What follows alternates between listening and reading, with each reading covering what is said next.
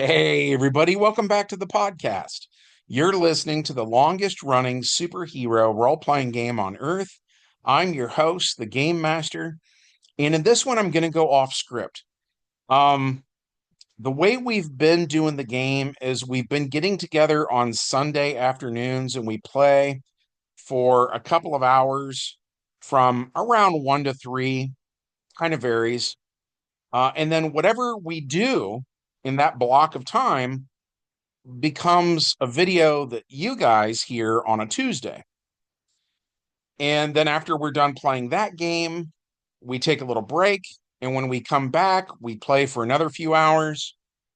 And then usually whatever we do in that block of time becomes a video that you guys hear on a Thursday. Well, so recently, and I already mentioned it on an earlier episode of the podcast, recently we sat down to play. And instead of actually playing, everybody had questions. They'd been thinking about things through the week. They asked me a bunch of stuff. We had a really good discussion. I don't regret doing that at all. But the downside of us doing a Q&A session that lasted, how long a game normally would have lasted, meant that suddenly there was a Tuesday gonna roll around where I had no story, right? So I do kind of have a story for you today, but it not in the sense that you maybe are expecting. I'm going to talk a little bit about GURPS, the generic universal role-playing system, but also I'm going to talk about the time they got raided. Their offices got raided by the United States government, and their computers were taken away from them. And on the computers were the GURPS books, right? So, and then that ties into um, an advantage found in the GURPS role playing game that I am using as a superpower for the villains in the next game that I run, which will be the next video you guys hear. And those villains are kind of complex. So I felt like it was kind of good to just set a day aside to just explain what's getting ready to go down, right? So so let me back up. So first of all, GURPS came out in the late 80s. Like I want to say 89 is when that was first published. Um, I got it one Christmas. I read over it. I liked it. My friends liked it. And we started to play games using the GURPS system that were set in the same universe as our DC Heroes games had been set in, right? And so back then in the early 90s, something that was a big deal was Cyberpunk. A lot of different gaming companies had some sort of a cyberpunk role-playing game. And so Steve Jackson, who founded Steve Jackson Games, that is the company that produced all of the GURP stuff, something that he was really into was realism. So he was kind of looking at how his competitors handled um, computer stuff and their games. And he knew enough about computers. By the way, almost all the guys who worked for GURPS in the early 90s, almost all of them went on to work for big computer companies and so on since then. Most of them are retired from the gaming industry. But so the point is that Steve Jackson himself knew that a lot of the stuff in other role-playing games was kind of cheesy. It's not really how computers worked and so on and so forth. So he decides to hire this guy named Lloyd Blankenship. I think I've got the right guy. I'm pretty sure Lloyd is the guy. Um, but he decides to hire him to, at the very least, be a consultant to Steve Jackson Games when they're writing about computer stuff. If not, just get him to write GURPS Cyberpunk in its entirety. Well, here's the thing. The reason he reached out to him was because Lloyd Blankenship was doing that sort of thing in real life. This is all hearsay, I guess. I wasn't there. This is kind of what I've heard over the years, though, was that supposedly he was really good at getting into computer systems that he was not allowed to be in, right? So he was sort of, it made sense to them that's like, well, yeah, of course we should get this guy to write Cyberpunk then. Well, so at some point then, the main office for Steve Jackson Games is in Texas at the time, and the Secret Service comes in, which I thought was kind of an odd branch to send or whatever, you know what I mean? But they come in with warrants and they take all the computers. Well, so this is like the height of the popularity of GURPS, right? The company is really relying on the constant revenue and stuff of putting out a couple more books every single month. Like GURPS was huge back in the day, and they had so many books. They were just really blowing everybody else out of the water, and it was because the GURPS system was designed where, like, if you want to play like a medieval wizard, you can. If you want to play, more of a Star Trek kind of guy from the future, you can. If you wanted to be a cowboy, you can. If you want to be a Viking or a samurai, whatever, right? And so for all these things, they needed to put out books like GURPS Fantasy, GURPS Space Opera, GURPS Old West, GURPS Vikings, GURPS Japan, so on and so forth. And so suddenly the computers are gone, right? And this causes chaos. And so the the guys who had written something like, let's say, GURPS Old West, that guy would then have to go get a new computer and try to do the whole thing from memory, right? And and by the way, everybody had previously been on the same page. So if you have a certain advantage that shows up in multiple books before this event, they were really good at making sure that that advantage cost the exact same number of points, and the definition for what it did was exactly the same, right? And the other thing was, of course, they had editors, and the editors would look at what different people were doing. And if they caught something that didn't line up, they would bring it to the attention of the writers and say, hey, you guys need to be on the same page, right? Well, so now the editors are busy trying to deal with the law. They're trying to get their computers back, right? And so now we've got too many writers not following the same script. You see what I'm saying? So, and then they need that revenue though. So they start putting out books. And it was kind of a wild time to be a GURPS player, where I remember looking at books and they would have like night vision was just like, your vision's pretty good at night. You know what I mean? Like, you still need there to be a little moonlight or something, but like it's pretty good. And then there was dark vision, which is the superior version of that. And that is like, no, if somebody has darkness powers, if they like cast a globe of absolute darkness on the part of the map where you are standing, you can still see through perfect darkness, right? But then you would look at how much they cost, and dark vision costs less than night vision, right? And so back in the day, we would see stuff like that in the book, and we'd be like, what? Like, how does that make sense? What, we didn't know what was going on behind the scenes at the time. Well, so the reason I mention all that is, so there's this advantage in GURPS called Sharpshooter. And they've kind of toned it down. And also, by the way, when they would put out a second printing of a book, they would change stuff in the book, right? They were correcting their mistakes, is how they see it.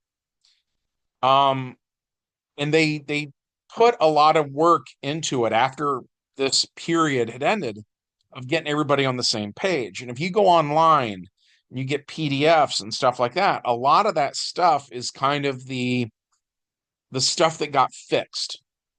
And sadly, something that has kind of gotten lost to the ages are some of those earlier books that are they've got weird stuff in them sometimes, right? And but that's what I was buying. I have an entire bookshelf of those books. And so if you go online and you look up an advantage called Sharpshooter, the quote unquote fixed version of that advantage basically says, and they had cowboys in mind. And we've probably all seen a movie set in the Old West where the cowboy can do some kind of tricks, right? He's got like the fast draw skill. He pulls out, his trusty sidearm.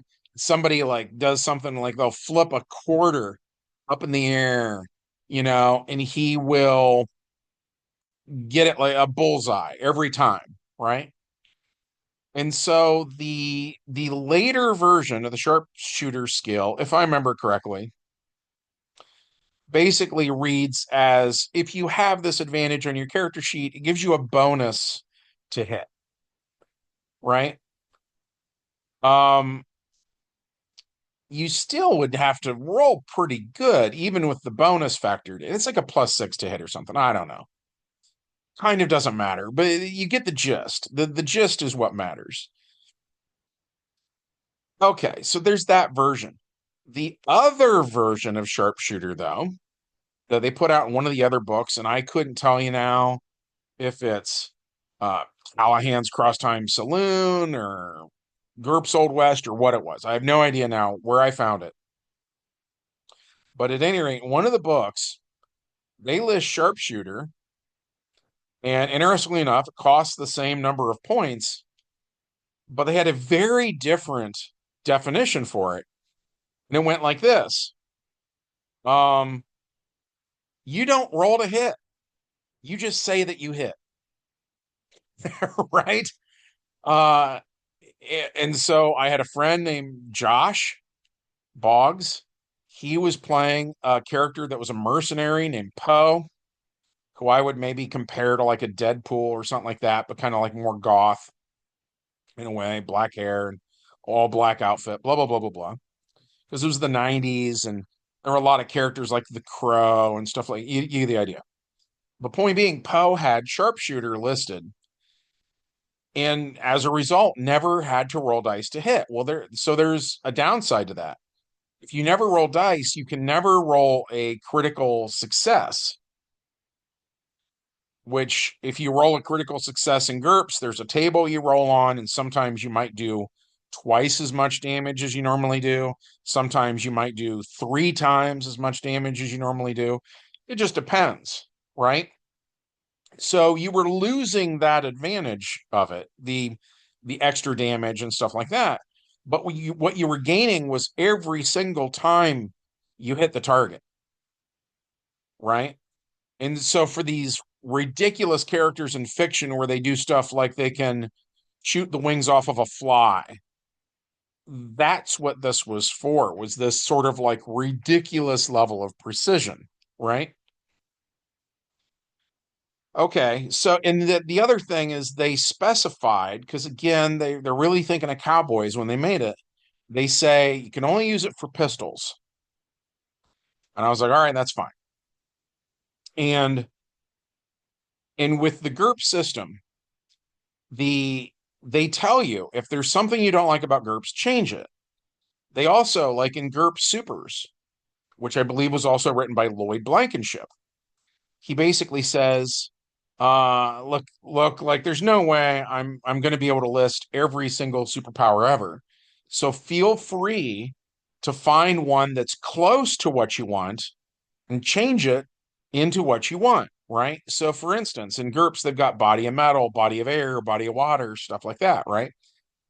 Well, you might want something like, say, body of lava.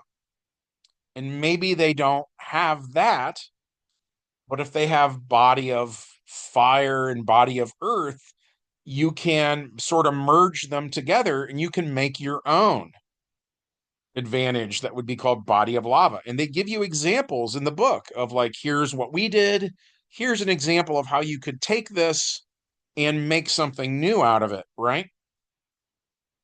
So going back to Josh with his character, Poe, that always hit the target every single time.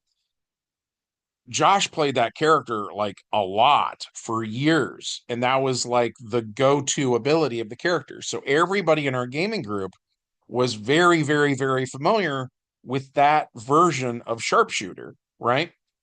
So one day, I can't remember, if it was a year later or what, I started thinking about it, and I started thinking about how you can change the advantages, or you can kind of clone the concept to make a new advantage.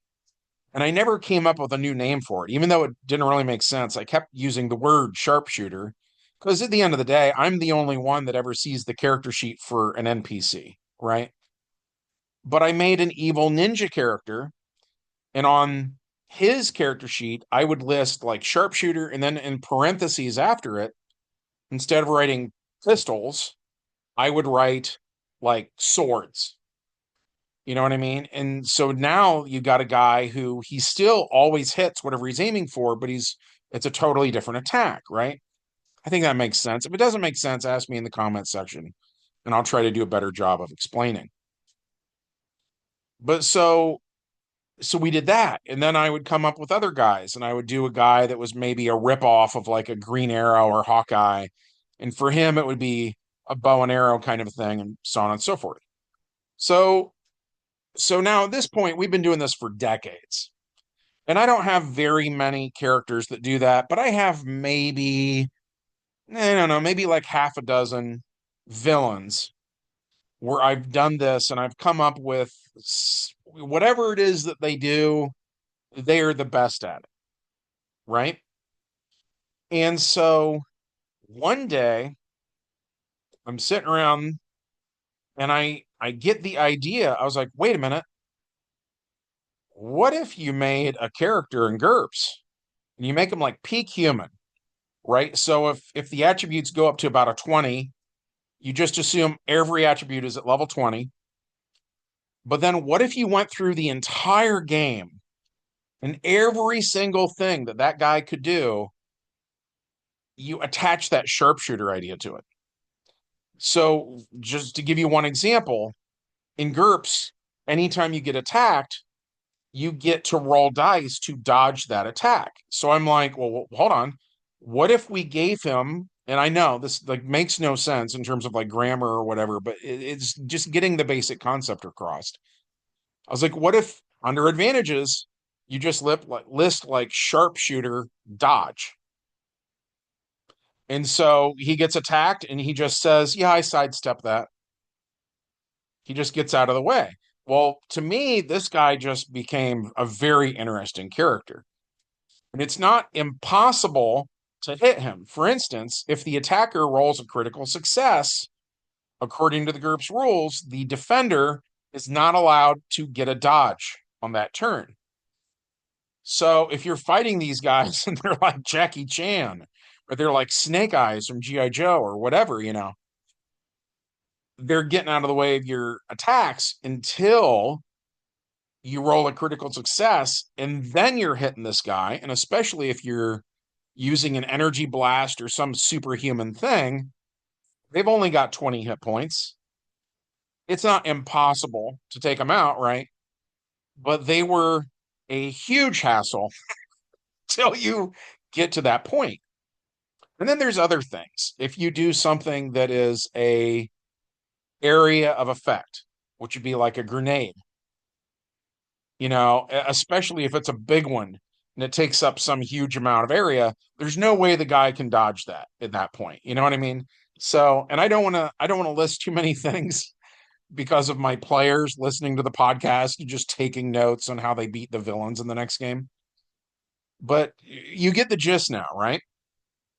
So we ran this game a few years back, and in it, I started the game off. We were kind of inspired by Stranger Things.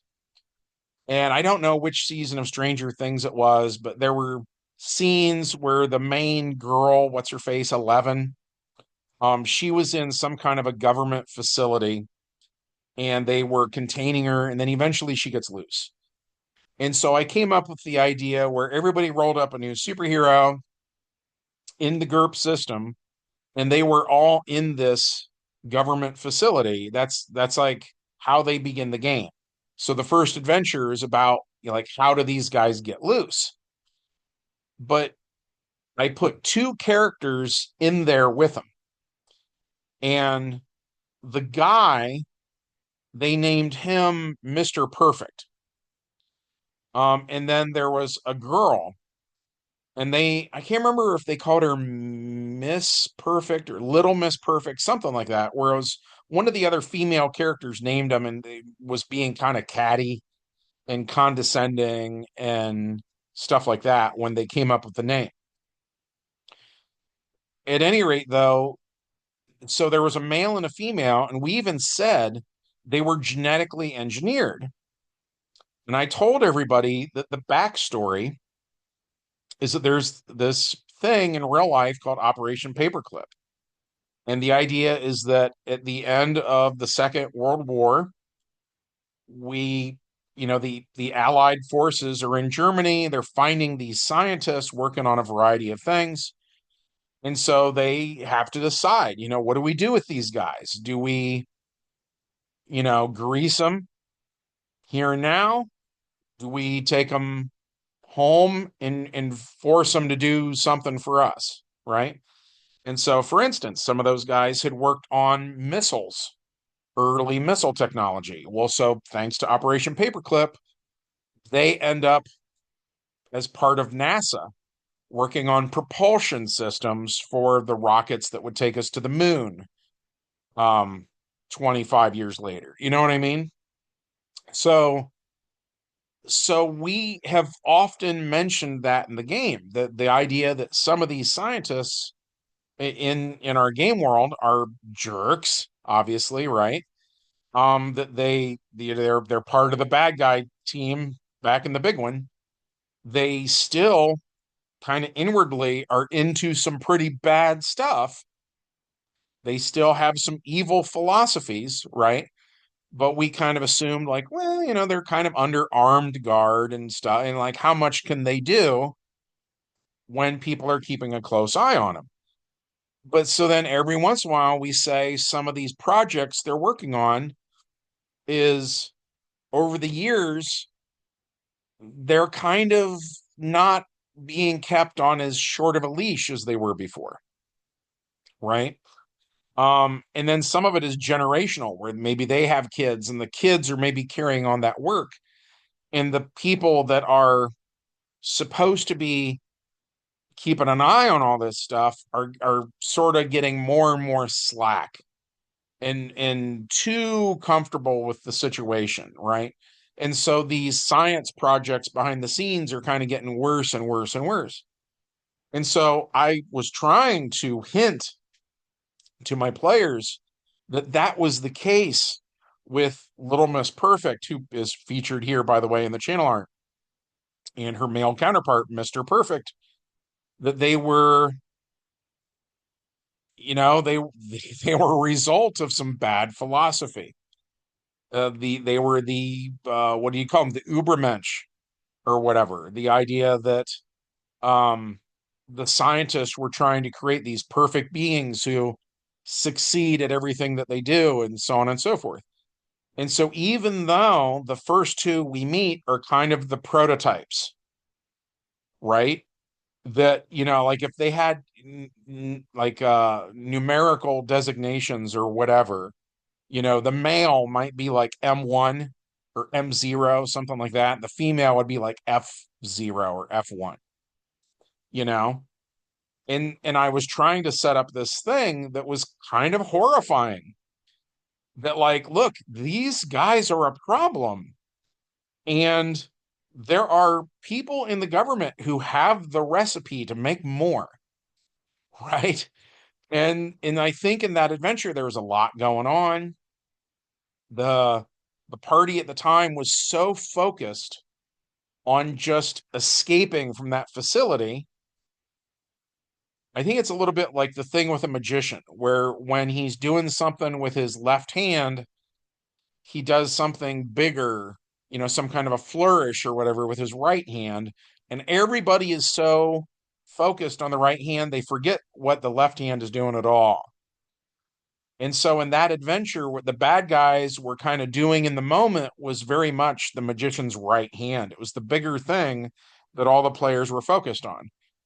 And I didn't really mean to frame it this way, but I think the idea of like, oh, hey, by the way, there's this race of overmen that may or may not exist, that you guys might want to go into the facility and, like, break some glass tubes with,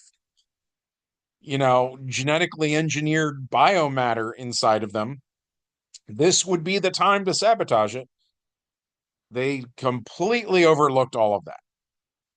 And they escape from the facility and they're like, let's form a team, let's build a base, blah, blah, blah, blah, blah. And the game went from there, right? They did other stuff, and we never got back to, well, wait a minute.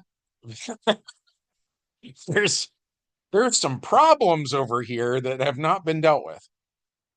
And so then, of course, this summer we did the thing where the Shaper of Worlds then starts to destroy government buildings and so on and so forth. And I had said that the Operation Paperclip scientists that were making these guys, they were not making them for the government. They were doing it as their pet projects because this was their old philosophy they were into, right? And if anything, they were designed to kind of bring down a government.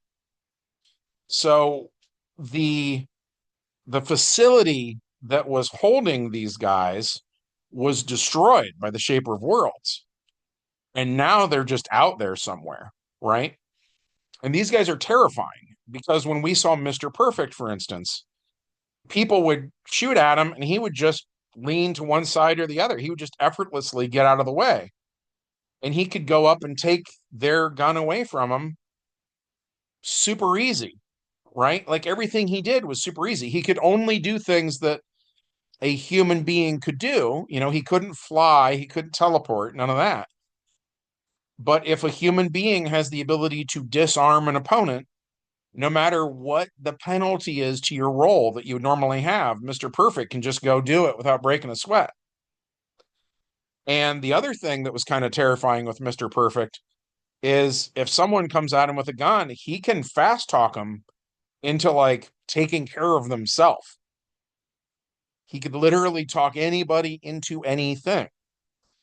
What was that show Marvel had with David Tennant was the villain? He was like purple guy or something like that, right? And his whole thing was he could talk anybody into doing anything. That's on the table too, in terms of a fast talk roll that suddenly you don't have to roll dice to do it. Um, so yeah, these guys are a huge problem. So they're going to be the villains in the next game. I'm looking forward to using them because I think they're fresh. They're doing something that in 40 years of gaming, we've never really done this before.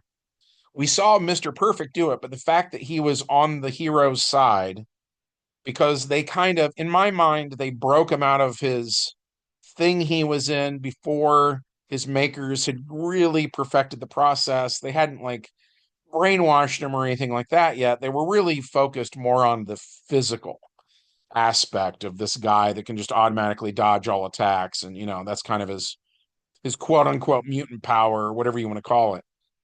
But I feel like the players were not sufficiently horrified because he was on their team and they just saw him as like, oh, okay, that guy's useful.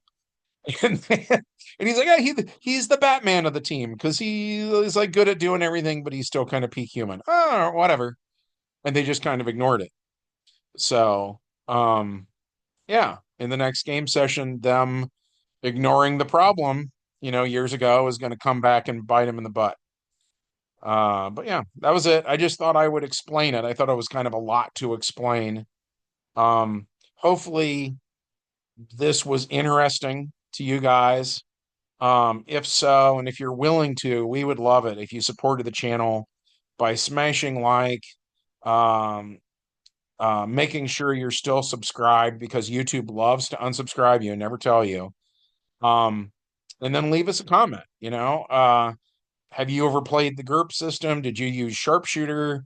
Were you aware of an entirely different write-up for how Sharpshooter works? By the way, if anybody can find which book it's in, I would love to know. I had tried to find it before I made this video, and I can't find it now.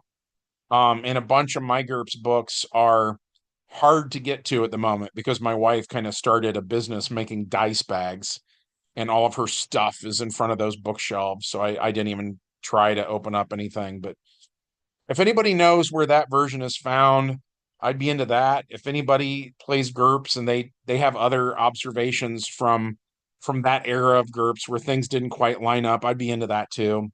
Whatever you guys want to say in the comment section. I love hearing from you guys. You guys are awesome. I'm going to be happy no matter what I see you leave there.